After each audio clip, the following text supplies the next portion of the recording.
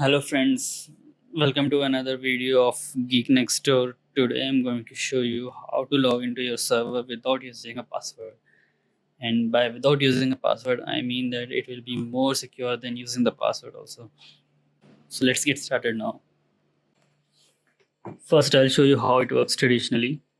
I'm opening a terminal here and I'll start typing SSH, then have. If you remember, this is the username that I used while installing the Ubuntu server.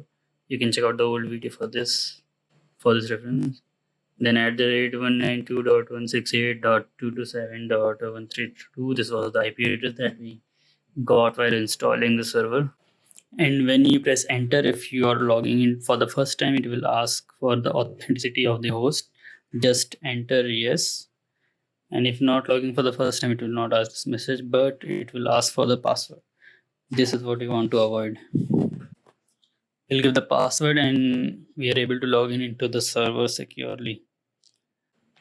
So coming back to the topic of our video, to enable passwordless access to our server securely, we'll first need to have a private public key pair. It is a set of two files, one private key and another public key. The private key, we are going to keep it with ourselves securely in our system. We'll be sharing the public key with our server, and through that our server will be able to identify that we are the authorized users and will log in us into the system. So now let's dive into the command. The first command will be SSH keygen.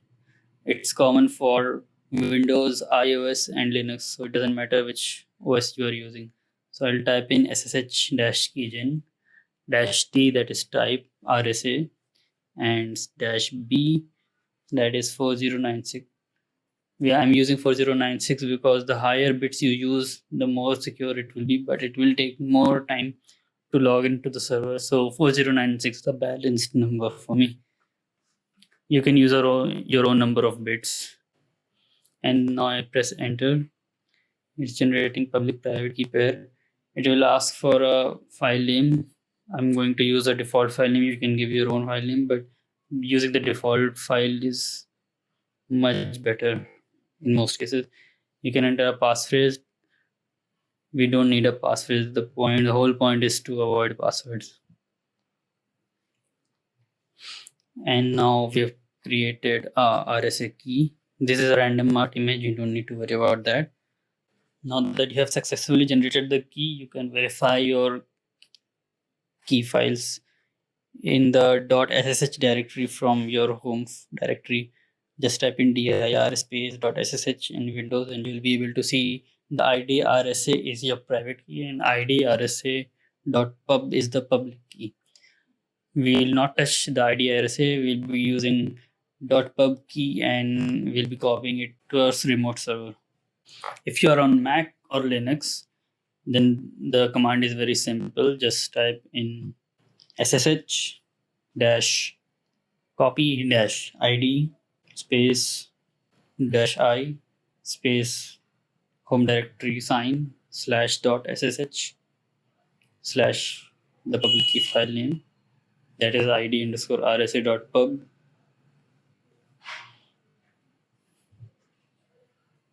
then space your user id at your remote server, then at the rate the IP address of your remote server, and then you'll press enter.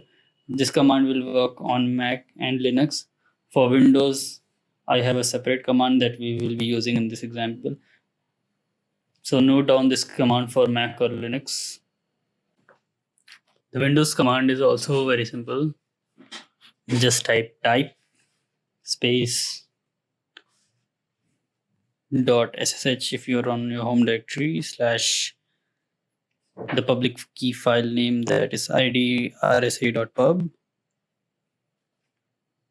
then give a pipe symbol, and we'll give a usual SSH command, that is SSH space username at the IP address. We have hap at the rate 192.168.227.132.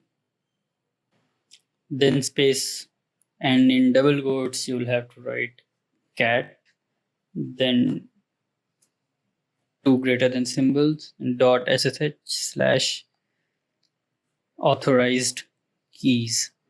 So authorized keys is a file where we are going to copy our public key.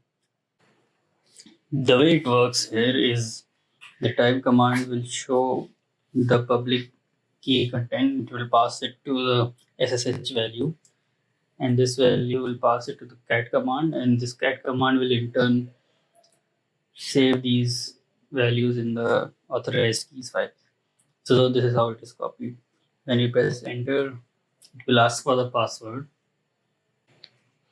We'll type in the password and then press enter. So we are getting an error that the syntax of this command is incorrect. This is maybe because the Windows is not identifying the SSH directory correctly. So to fix this, we'll just go into the SSH directory and we'll use the same command. Just remove the .ssh part of the command and then we'll press enter. Here it will ask for the password. It is not giving any errors. Very good. It looks like the command ran successfully and we got what we wanted. So we'll just verify it very quickly on the same terminal.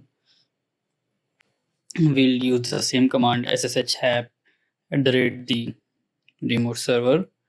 Then we'll press enter. Here you go. We are not being asked for any password.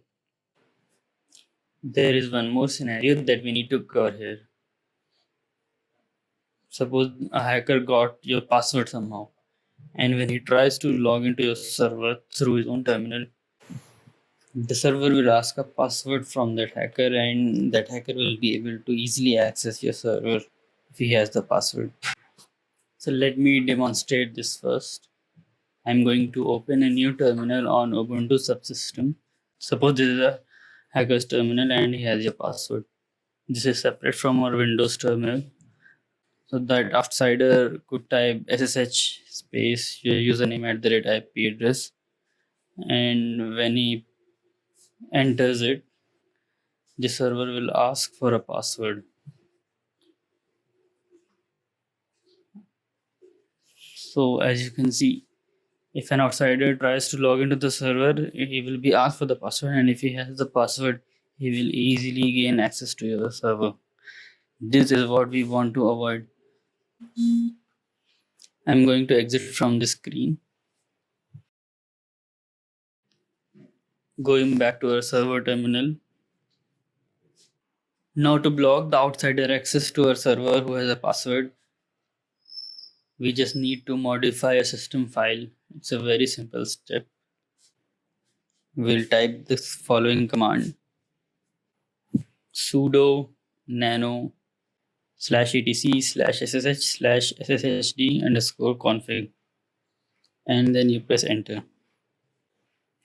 It will ask for a password, so give you a password because you need sudo access to modify this file.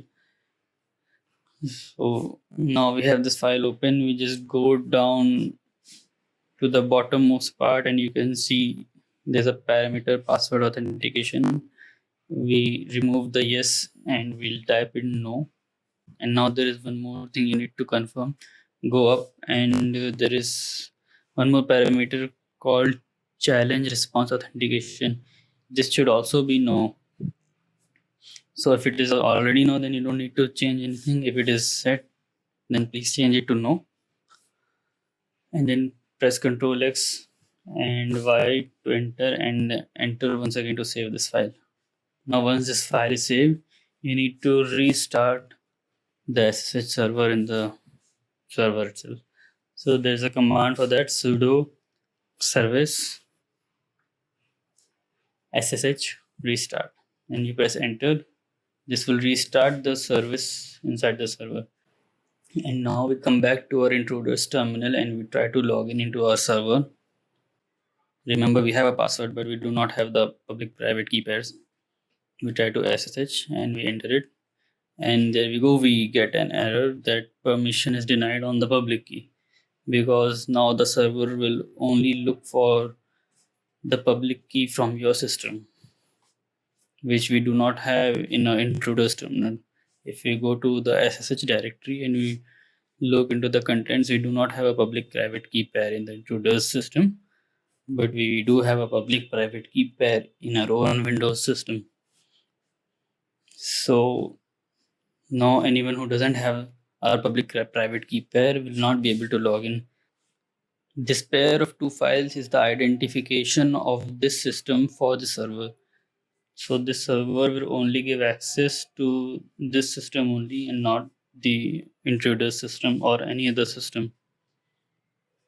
You can repeat the same process of adding the public key to the server's authorized keys if you want to allow multiple devices to gain access to the server.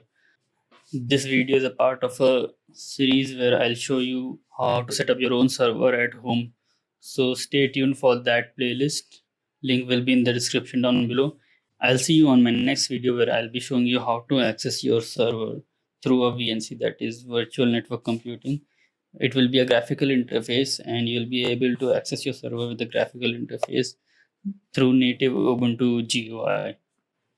So here you go. I hope you liked this video. Please subscribe to my channel and click on the notification bell icon so you don't miss any of my future videos. I'll be uploading more videos related to any technical topics and this server. If you want me to create videos on some technical topics, you can comment down below. So like, share and subscribe, and I'll see you on the next video. Bye.